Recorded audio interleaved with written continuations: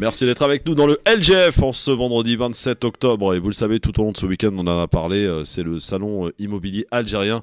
Pour sa deuxième édition, France Maghreb 2 est partenaire de cet événement du côté de l'espace Charenton.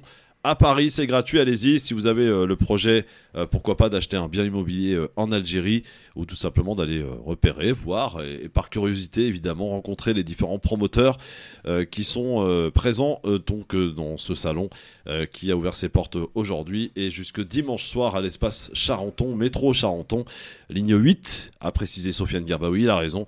Et en voiture, vous pouvez y aller tranquillement, c'est porte Charenton et vous allez voir, c'est très facile d'accès. Bien sûr, c'est tout au long de ce week-end à Paris. Sofiane Gerbaoui est avec nous, ainsi que Monsieur Tarek Mami sur France Maghreb 2. On va recevoir notre invité dans un instant. Il est sociologue, bien entendu. Il est docteur en études religieuses, Monsieur Baptiste Brodard, qui est avec nous dans quelques instants. Le temps de vous rappeler que tout à l'heure, Monsieur Omar Asloumi, qui est cofondateur du collectif Urgence Palestine, sera avec nous pour venir nous donner les dernières nouvelles de ce référé qui a été déposé aujourd'hui suite à l'interdiction prononcée concernant la manifestation de demain, place du Châtelet à 14h30. Omar Asloumi qui sera avec nous tout à l'heure sur France Maghreb 2. Actuellement, ils sont au tribunal. Ils ont d'ailleurs mené une conférence de presse avec les avocats pour expliquer la stratégie du référé qui a été déposé, dont on attend évidemment d'une minute à l'autre, ou peut-être demain, la suite de ce référé qui sera très certainement, du moins on l'espère, comme les fois dernières, casser l'interdiction, de sorte à ce que tout le monde puisse venir pacifiquement apporter son soutien avec la Palestine. Quand même, on est en France, dans un pays où on interdit des manifestations en solidarité avec un peuple. Ça paraît incroyable, mais c'est comme ça. Alors, notre invité est avec nous, oui. Monsieur Baptiste Brodard, bonjour, bienvenue. Bonjour, merci beaucoup.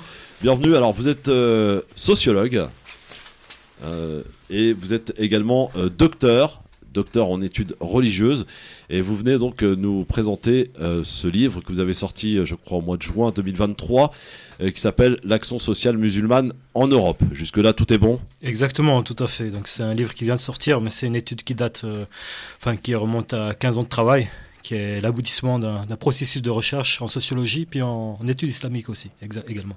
Alors, l'activisme religieux, moi, c'est ça qui m'intéresse aussi dans ce livre. Vous en parlez. Vous avez mené une étude, je crois, dans plusieurs pays.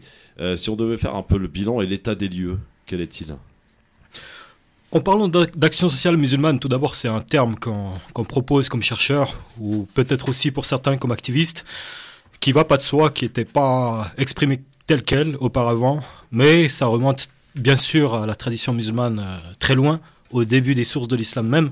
Et ensuite, en parlant plus précisément d'action sociale musulmane dans le contexte européen, c'est le fruit d'un engagement communautaire musulman, associatif, qui s'est surtout développé en Grande-Bretagne à la fin des années 90, en France plus tardivement, plutôt vers 2008-2009, avec l'essor de nouvelles associations qui, par exemple, entreprennent des maraudes et d'autres projets, bien sûr, qui couvrent toutes les facettes du travail social et caritatif au nom de l'islam. Donc c'est vraiment un investissement, en France en tout cas, qui est assez récent. En Angleterre, on peut remonter un peu plus longtemps, mais qui a toujours été présent dans l'islam, dans ses valeurs mêmes, mais qui n'était peut-être pas présenté comme tel sous la notion action sociale musulmane. Donc ici, en parlant de ce thème-là, on thématise quelque chose qui existait avant en essayant de rassembler différents engagements sous un même concept pour étudier des études de cas concrets finalement, pour voir ce qui est fait sur le terrain. Alors il y a 3 pays dans lesquels vous avez principalement, je n'allais pas dire enquêté, mais en tout cas porté votre travail, c'est Grande-Bretagne, Suisse et France.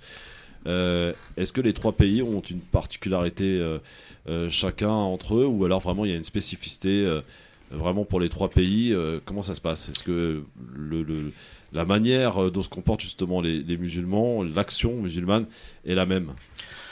Christophe, je dirais un peu les deux à la fois, parce que d'un côté, on peut parler d'action sociale musulmane pour couvrir un phénomène qui existe sur plusieurs pays. C'est pour ça qu'on le met dans le même ouvrage, qu'on peut aussi bien parler de cas américains même en Colombie, même aux États-Unis ou en Grande-Bretagne pour l'Europe, voire en Espagne, en parlant d'action sociale musulmane qui désigne finalement tout investissement caritatif, social, qui est fait au nom de la foi musulmane. Après, bien sûr, en fonction des pays, il y a beaucoup de différences, notamment entre la Grande-Bretagne et la France, pour des raisons de contexte politique, de liberté et d'histoire des communautés musulmanes, finalement. Vous voyez. C'est vrai que c'est pas la même chose. Je pense que Sofiane et Tarek sont d'accord avec ça, notamment entre la France et l'Angleterre. Il faut vraiment faire un parallèle. Tout à fait. Alors, ce qu'on peut constater, en fait, c'est que, en gros, à quelques exceptions près, ce sont des associations. Alors, je ne sais pas comment le formuler, mais pour faire brut de béton, ce sont des associations anglaises qui ont ouvert des succursales en France, ou ce sont des personnes de France qui ont été regardées, voir, et qui se sont instituées ou qui demandaient à représenter ces associations. D'ailleurs, là, beaucoup d'associations portent un nom anglais, Iman Appeal, Muslim Hands, donc la source est là. Et je pense que, sans avoir lu le livre ou parcouru le livre, donc j'allais dire c'est ma culture générale qui va parler, le lien entre les pays musulmans anciennement colonisés par les Anglais est très différent des liens des pays musulmans du Maghreb, pour faire simple, voire de la Syrie, avec la France. La colonisation anglaise est une colonisation qui ne s'occupe pas des gens, elle s'occupe des richesses des pays. Et donc, elle a laissé prospérer la culture, et quand ces gens sont venus en Angleterre, ils sont venus avec leur culture. Alors que la colonisation française, elle prétend aller instruire, éduquer, civiliser, c'est le mot qui a été utilisé au 19e siècle, les populations. Et donc ces populations, quand ils reviennent en France, ils viennent avec plus de bagages franco-français que de bagages, j'allais dire, de culture musulmane, contrairement aux Pakistanais, aux Indiens, hindous et autres. Alors je ne sais pas si c'est... Vous confirmez, M. Bondard? Là, si on remonte à l'histoire, effectivement, il y a beaucoup à dire sur les processus de colonisation qui ont eu lieu par la France et par la Grande-Bretagne, avec des réalités très différentes. Mais j'aimerais attirer un peu l'attention aussi sur l'objet de cet ouvrage qui traite quelque chose de nouveau quand même. Quand on parle d'action sociale musulmane aujourd'hui en Europe, on fait référence aussi à une nouvelle phase de l'investissement communautaire musulman qui n'est pas très connue, qui n'est pas très développée parce qu'elle date que de 15 ans, 20 ans maximum en France. En Suisse également et en Grande-Bretagne aussi, on a également des associations d'un nouveau type. Parce que ce que vous dites, c'est tout à fait pertinent et intéressant quand on remonte à l'histoire, par exemple, des ONG musulmanes britanniques comme Islamic Relief qui a été créé dans les années 80 en Grande-Bretagne. Le fameux Secours islamique en France. Et qui est devenu Secours islamique en France, tout à fait. Après, Secours islamique France. Voilà, et ça, c'est une première génération d'engagement, on peut dire, caritatif, humanitaire surtout, au nom de l'islam, qui a été suivie par une deuxième phase. La deuxième phase, c'est la naissance d'associations indépendantes, autonomes, souvent créées par des jeunes musulmans qui sont nés ici, qui ont grandi en France ou qui ont grandi en Grande-Bretagne et qui se sont affranchis de l'influence idéologique d'autres tendances musulmanes qui étaient importantes jusqu'alors, comme le Tabligh ou la Salafiyya ou les Ikhwan, frères musulmans.